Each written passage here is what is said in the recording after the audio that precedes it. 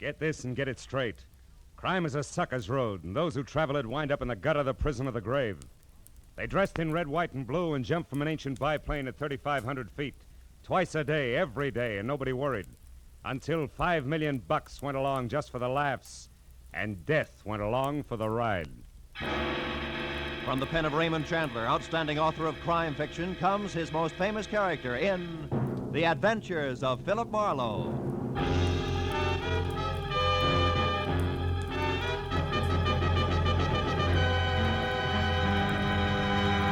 Now, with Gerald Mohr starred as Philip Marlowe, we bring you tonight's exciting story, The Birds on the Wing.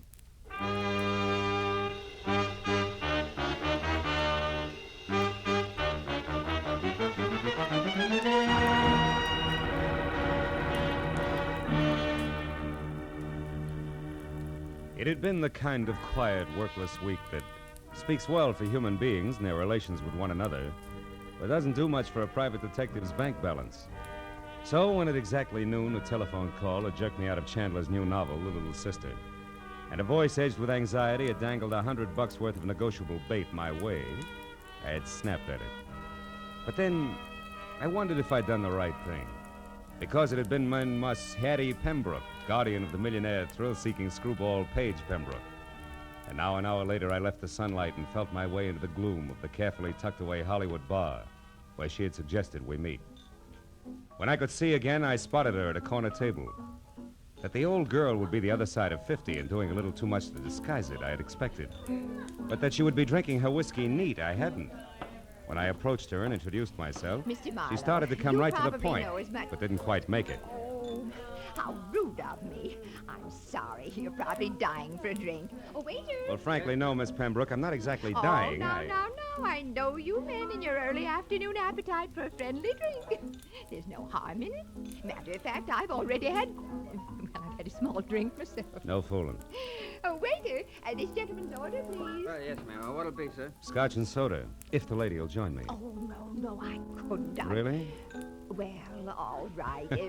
Scotch for me too, waiter. Johnny Walker. Yes, ma'am. Now, Mr. Marlowe, let's get down to business. Have you ever been to Oxnard, California? Uh-huh. Good, because that's where my nephew is. Also, it's where the Calumet Valley County Fair is being held. Really? Whatever that may be. Most important, it's where you can probably find out what kind of trouble Paige is in. You see, the poor boy is Down just... to his last $5 million. No, I'm sorry, Miss Pembroke. I don't think I want the job after all. Now, one moment. Why not? Well, frankly, I hope you'll excuse the reference to actual living persons, but your polo-playing, motorboat racing daredevil nephew is a jerk. I know.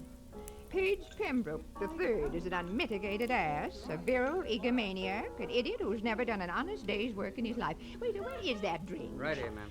Oh, thank you. Now, Mr. Marlowe, sit down and drink your drink.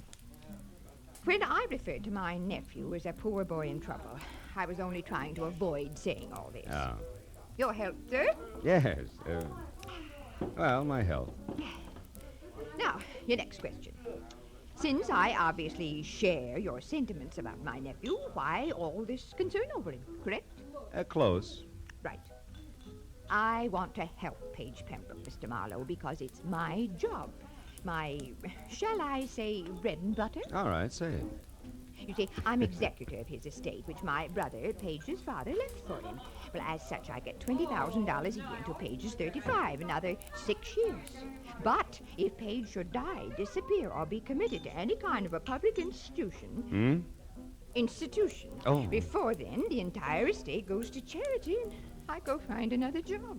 And specialized jobs like handling $5 million estates are hard to come by these days, huh? Now, Mr. Marlowe, this letter here's all you have to go on. It was postmarked last night from Oxnard. Read it. Oh. If you want your precious nephew to keep on being healthy, you better come and get him at once. The three of us had a nice little act going here at the Calumet Valley County Fair before he joined us just for laughs. We intend to have a nice little act going after he's gone. And one way or another, he's going to go. A friend, huh? Yeah? Well, what do you think? Oh, it's 5 to 1. It's nothing more than a woman spurned. Very young woman, Miss Pembroke. So you might be wasting $100 sending me up there. Then you'll go. Good. Yeah, but only because of my bank account. Mr. Marlowe, there'll be another $100 for you if and when you get all this straightened out. Now call me at my home, Beverly Hills. Crestview 5412. 4124? Yes. As soon as you find out what's wrong. And, Mr. Marlowe. Yes, Miss Pembroke. On your way out, signal the waiter for me, will you please?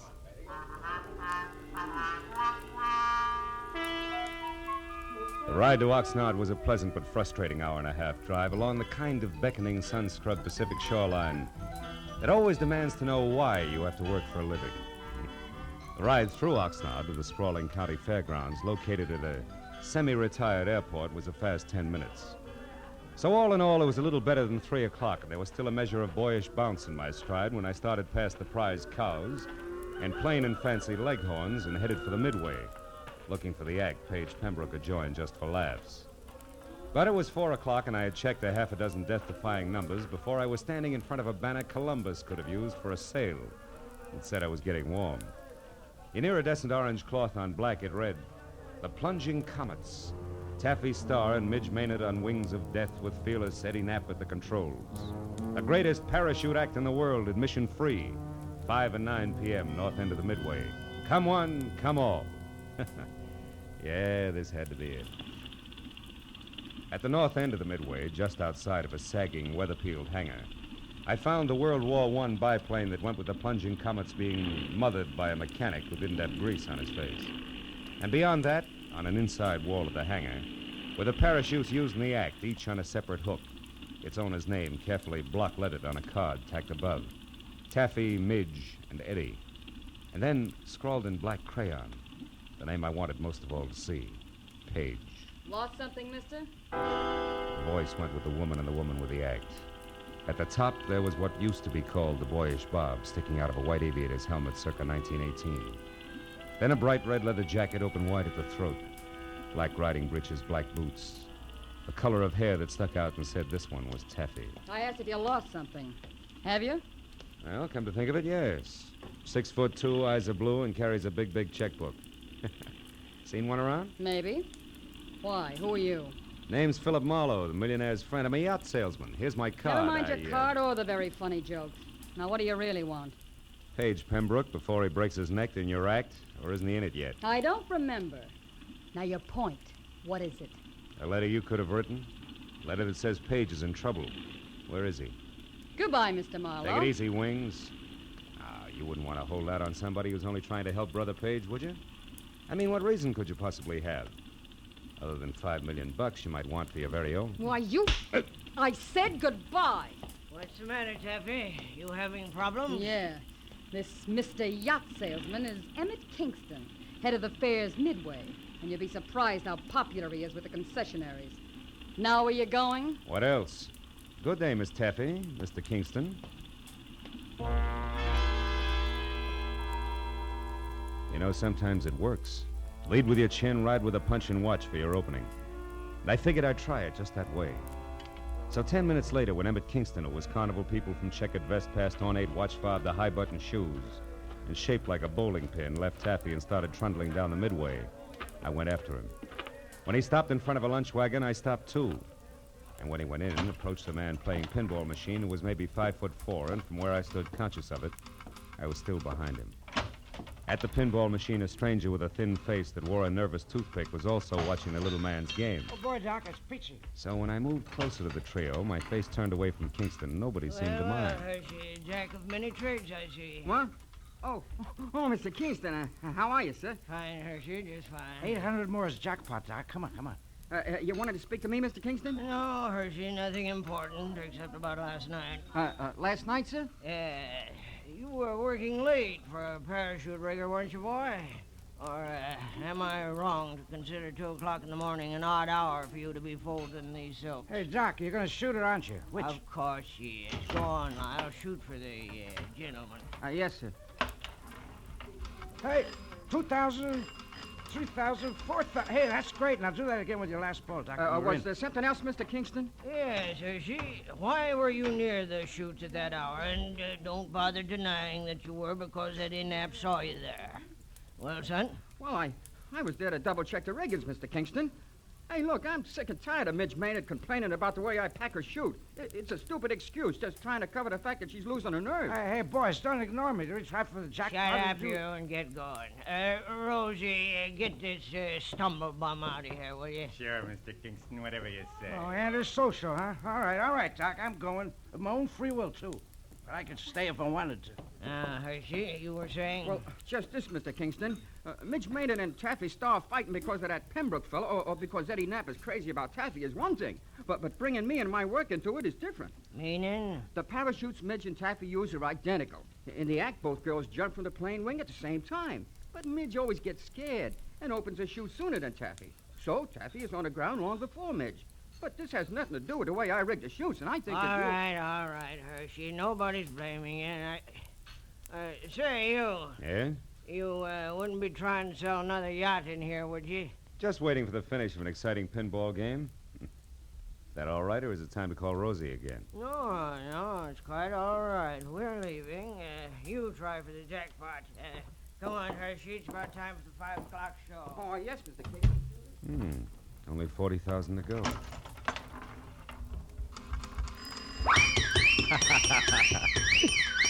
Oh, it's the first time I ever hit the jackpot. Oh, that's pretty good, Mr. Marlowe, considering that it wasn't your nickel you won on. Oh. Now that you mention it, Mr. Pembroke, it wasn't. Which should take care of the introductions, Yeah. huh? And that leaves very little. But something. But definitely. Marlowe, you can tell Aunt Hattie from me that at the moment I don't need a watchdog. And when and if I do, I'll go to the nearest city pound for one, not to a private detective agent. I told myself it was foolish to slam the door on my way out. So I slammed the door on my way out. I started north down the midway toward the open stands and the 5 o'clock sharp performance of the plunging comets. When I got there, the act was already underway with the silver biplane taking off. Eddie Knapp in white at the controls, Taffy in her red jacket and parachute crouched on one wing, Midge Maynard in blue jacket and chute on the other. Then as they slowly gained altitude, High Button Shoes himself took over the PA. They did it up well, and by the time the plane was at about 3,000 feet, every pair of eyes was riveted skyward, and an expectant hush thicker than winter fog had settled everywhere. At 3,500 feet, the plunging comets, Taffy, Star, and Midge Maynard with fearless Eddie Knapp at the controls. They will not open their parachutes until they are within 500 feet of the ground. Now watch. They should be ready. Yes, yes, there they go. Knees drawn up tight, arms close into their sides, they jumped. Specks in the sky growing bigger as they fell. 1,000, 2,000, 3,000 feet, and then, from Taffy's chute cloth, long and colored, a huge flag rippling in the wind from the end of a long rope. The flag seemed to rise above her as she fell, until the slack was gone, and then suddenly her chute opened, billowing. And then Midge, another flag rippling from the end of a long rope, and then the flag drifting free. Midge's chute not open, Midge plummeting down to the hard ground.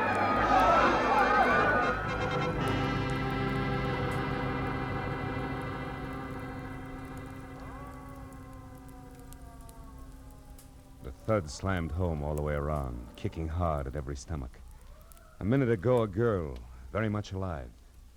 Now a smashed, still body. Someplace near me, a woman cried. There was a bitter, sick, sweet taste in my mouth as I headed for the hangar where I'd first met Taffy. At the moment, I figured the guy who packed the parachutes was a good man to see.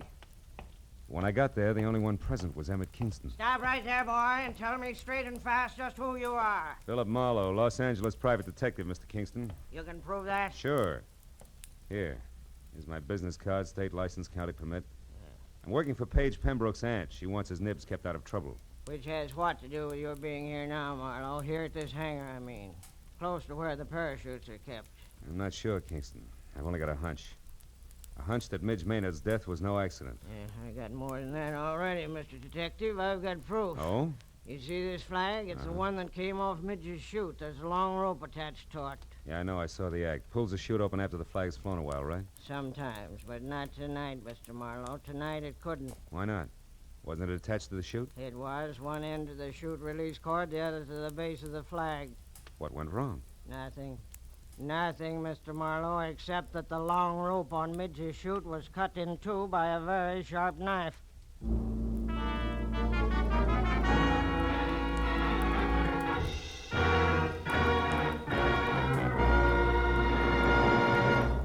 In just a moment, the second act of Philip Marlowe. But first, Sunday nights on CBS. The biggest bargain in show business today. Skelton, Bergen, and Benny without spending a penny. Amos and Andy, Eve Arden, Corliss Archer. 4 A's, 4-star entertainment. The Family Hour with its Hollywood stars and stirring dramas. The Contented Hour with its musical stars in brilliant form. Horace Heidt with his rising stars. 8 great shows heard on most of these same CBS stations every Sunday night, with the 9th, Jack Benny, being heard on them all. Hear them all this Sunday night. Now, with our star, Gerald Mohr, we return to the second act of Philip Marlowe and tonight's story, The Birds on the Wing.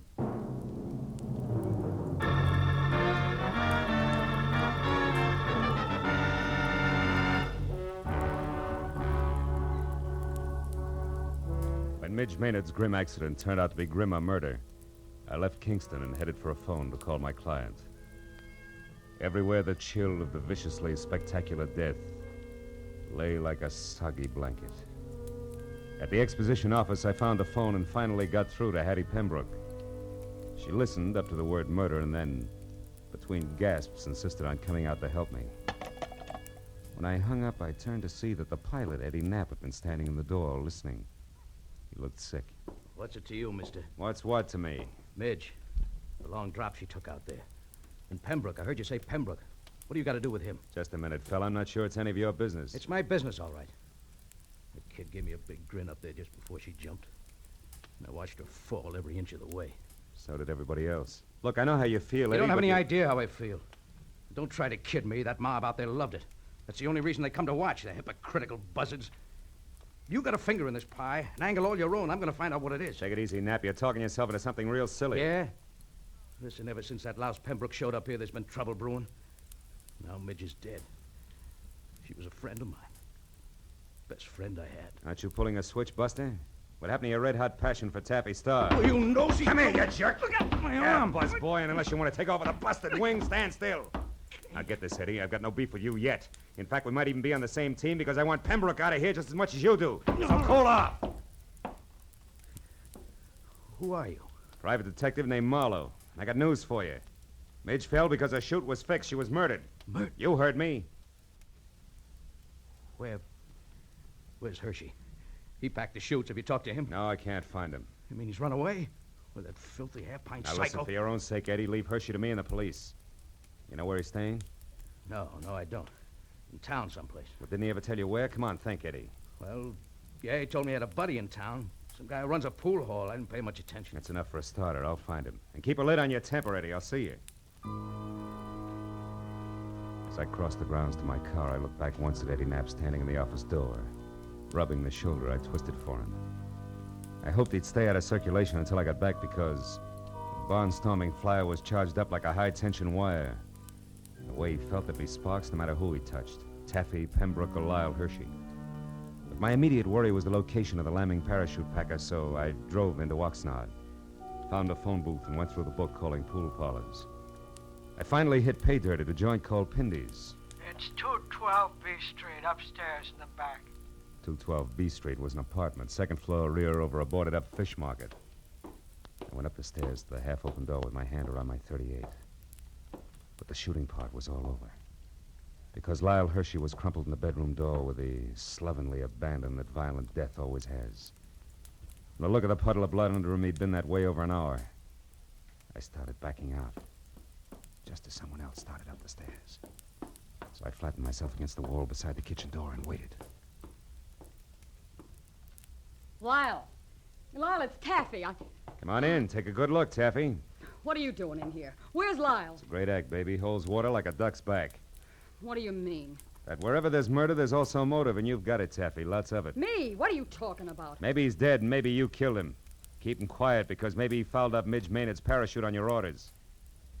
Consequently, he had you over a barrel. On my orders? You're out of your mind. And maybe you had to get Midge out of the way because you objected to Page Pembroke and his idle millions honing into the act. Objected so strenuously that she was doing something about it, such as sending threats to his Aunt Hattie. Let's face it, baby, it fits. But not tight enough, Marlowe. Oh, Paige, darling. Taffy, I got worried when you didn't come back to the car, so I decided... Don't move, Marlowe, or I'll shoot. Pembroke, if you got any sense in that gold-plated skull of I'll yours... show it, Marlowe. I stood outside and listened to enough of your crackpot theories to know you're nuts. I don't need any advice from you at this point, so keep your long nose out of my business. Now listen, you harebrained now dope. You just stand there like a good little boy. Taffy and I are leaving, and don't try to follow too fast. Go on, Taffy, outside. I'll follow you. So long, detective. I let him go. Spent 20 useless minutes searching the almost bare apartment for any kind of an answer, but came up with nothing. Hershey's body at my feet convinced me there was nothing in Oxnard for Marlowe. And the sooner I dumped the whole mess into the laps of local law and order, the better. So I kicked out the 10-cent lock on the flimsy door and went down the stairs. I cut through an alley to the street and started across to where my car was parked. And I was bracketed by a pair of headlights on a sleek Nash convertible. Hey there, Marlowe. Marlowe, what you doing here, boy? Nothing. Even that's an exaggeration, Kingston. What about you? I thought you had a show tonight. I certainly do, but the police don't give a hoot about that, boy. No. They insisted that I bring the rest of Midge Maynard's parachute harness in for investigation. Get in and come along, will you, son? Maybe you can help me out. Okay. I want to see the police myself. Oh, is this Midge's stuff here? That's it. Don't mind holding it, do you? No. You know, this wasted time, boy.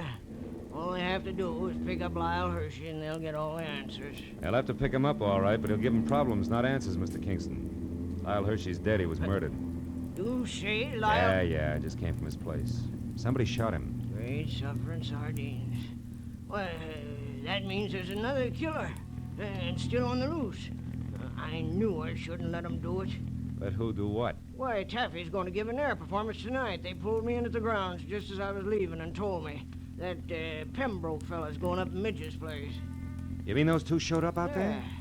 It doesn't make sense. Well, Pembroke's got plenty of nerve in his own chute, so I guess... Shoot? Yeah, he's... Wait a minute, Kingston. Stop under that streetlight, will you? Why, what is it, Marlowe? What are you looking at? Sure. Red smudges on the inside of these straps. There's something wrong here, Kingston, but I can't quite peg it. Say, Kingston, what time was that performance going to start? Why, 9 o'clock. 5 minutes and 5 miles to go. Come on, boy, turn the heap around and romp on it. We got a killer to catch.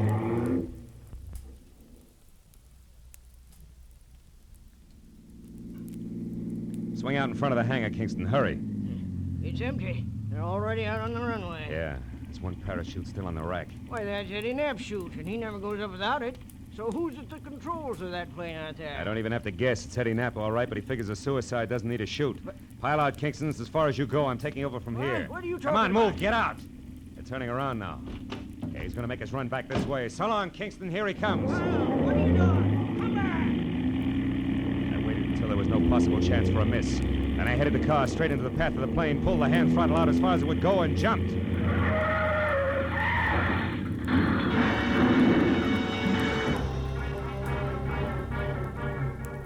From there on, it was easy.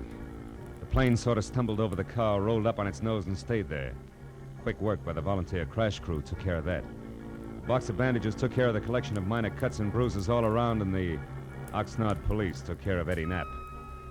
Everything had come out more or less even, except my client, Hattie Pembroke. She showed up at the finish line slightly on the bias, which no doubt was her normal late evening state. Also, she was as full of questions as an insurance adjuster. Now, young man, I paid you a substantial sum of money for this day's work, and therefore, as your employer, I'm certainly entitled to a comprehensive report of the entire business. And I insist All right, Hattie, whoa. I'll run through it once more, and that's all. Now, look. First, the threatening letter you got was written by Midge Maynard because she was afraid Paige was going to break up the act. You get it? But the real screwball was Eddie Knapp. He was crazy about Taffy Star and insanely jealous when your nephew and his money showed up. Knapp decided if he couldn't have Taffy, nobody else would, because he'd kill her. And yet, Midge Maynard was the one who got killed. You catch on quick.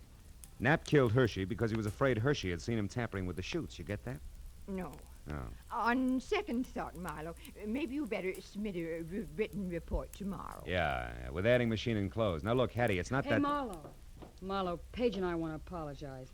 We treated you pretty badly tonight, and, well, you did save our lives. Business is business. Yeah, that's right. He was hired to do a job, dear, and he did it. I'm only interested in one thing, Marlowe. How'd you know it was Eddie Knapp? Well, nobody had a really good motive for killing both Midge and Hershey, so when I realized the chutes had been switched, I knew Midge's murder was a mistake.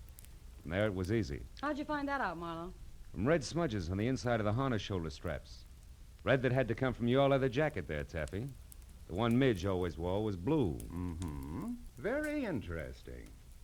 Well, Hattie, write the detective a check so he can go. That's the best idea you've had to date, Pembroke.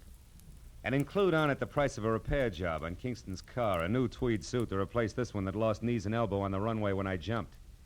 And also, don't forget the bonus you promised for keeping your job alive, Hattie. Oh, just a minute, Marlowe. As for you, Pembroke, the only reason I'm not filing an assault and battery charge against you is that you've got great grounds for a countersuit. What do you mean? This! Bless you, my boy. Mail me the check. Good night.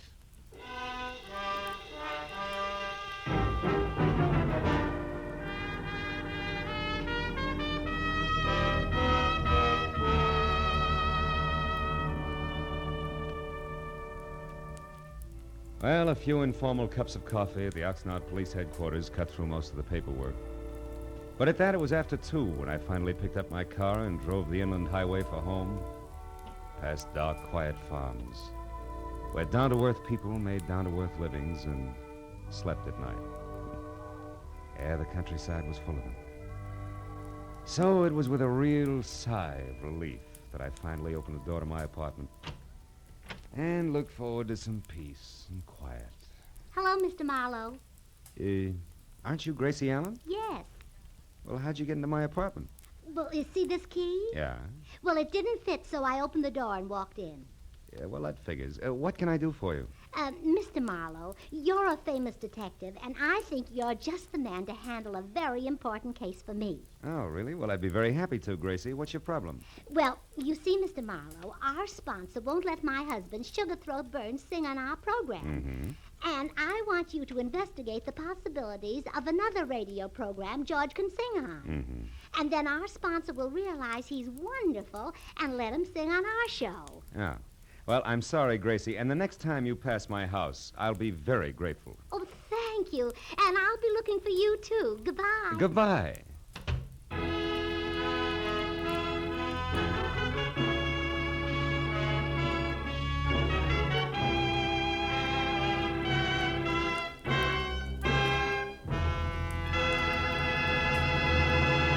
The Adventures of Philip Marlowe, bringing you Raymond Chandler's most famous character, star Gerald Mohr, and are produced and directed by Norman MacDonald. Script is by Robert Mitchell and Gene Levitt. Featured in the cast were Lois Corbett, Rita Lynn, Don Randolph, Junius Matthews, Jack Moyles, and Jimmy Eagles. The special music is composed and conducted by Richard Orant.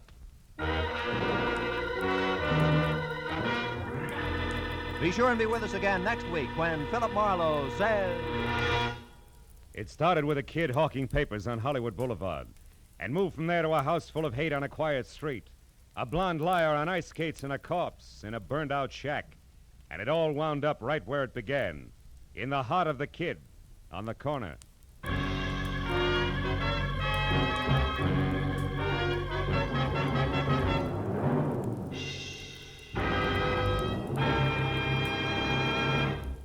Two music programs that make your Sunday afternoon listening a delight and a pleasure are the Symphonette and the Choraleers.